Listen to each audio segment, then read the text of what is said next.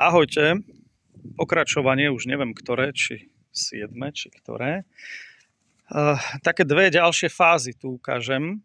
Čiže hydroizolácia, predtým, ak si pamätáte, tu bol kameň, tu bolo vidieť ešte polystyren, teraz je už zahydroizolovaný. Nemusí sa to nejako extra preháňať, lebo napríklad v týchto miestach je kameň asi meter pod tou hydroizoláciou, čiže pod týmto domom máme 100 kubíkov drenáže, najmenej, keď sa to tak povie, drenážnej plochy, vysokej pol metra až meter.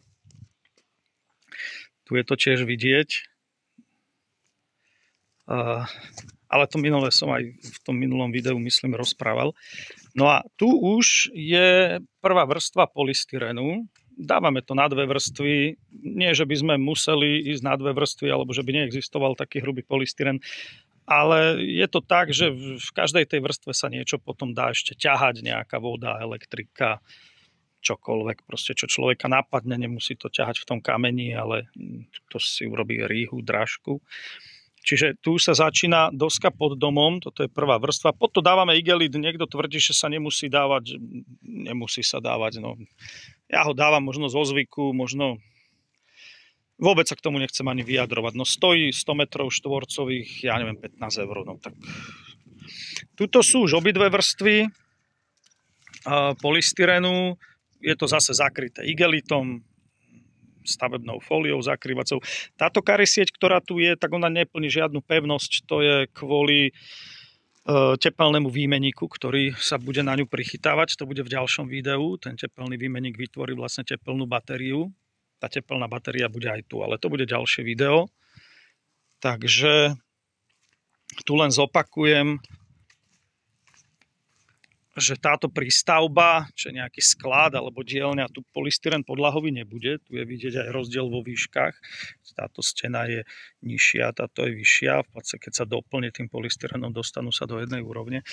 Tu je len zvislý polystyren na hĺbku 1,20 m až 1,80 m, podľa toho, kto má ako nervy na to, ako sa mu chce ísť hlboko.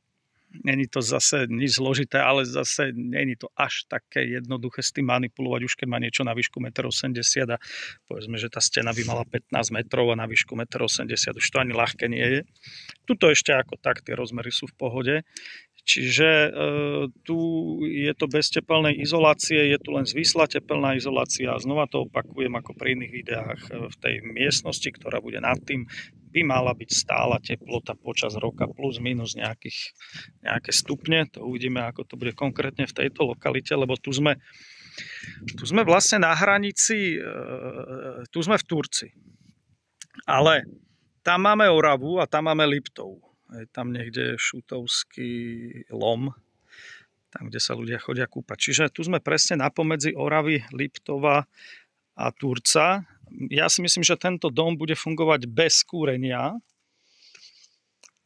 v pasívnom režime bez kúrenia, ale tým, že tu bude tá tepelná batéria v tej doske a tuto aj v tejto doske, tak sa pravdepodobne, ja si myslím, že dostaneme odpadové teplo budeme dávať do tej tepelnej batérie. Nie aktívne, že ideme teraz z elektrárny kúpiť nejakú elektriku, ale skôr to odpadové teplo, ktoré nám vzniká počas roka a v lete ho vzniká hrozne veľa, tak ja si myslím, že sa môžeme v zime dostať do stavu, že v tom dome bude až moc teplo, že budeme vetrať. Ale o to vetranie sa myslím postará práve táto zimná záhrada, ktorá má tak veľký tepelný odpor, majú tie steny, jak tu budú dvojskla, tak tepelný odpor bude iba jedna a žiadna tepelná zotrvačnosť.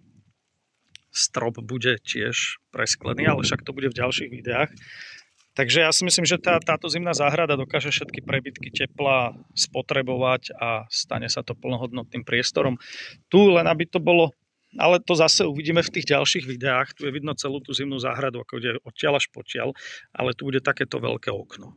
Ono bude mať okolo 5 až 6 metrov. Takže harmonikové, ale k tomu sa dostaneme. To len spomínam v tej súvislosti, že to teplo sa má kde strácať. Tá tepelná batéria, nechcem o nej moc hovoriť, lebo k tomu sa ešte dostaneme, ale ona Ona je vlastne veľmi dobre zaizolovaná zo spodu, lebo my by sme zo spodu nemuseli dávať 20 cm polystyrenu, to je zbytočné.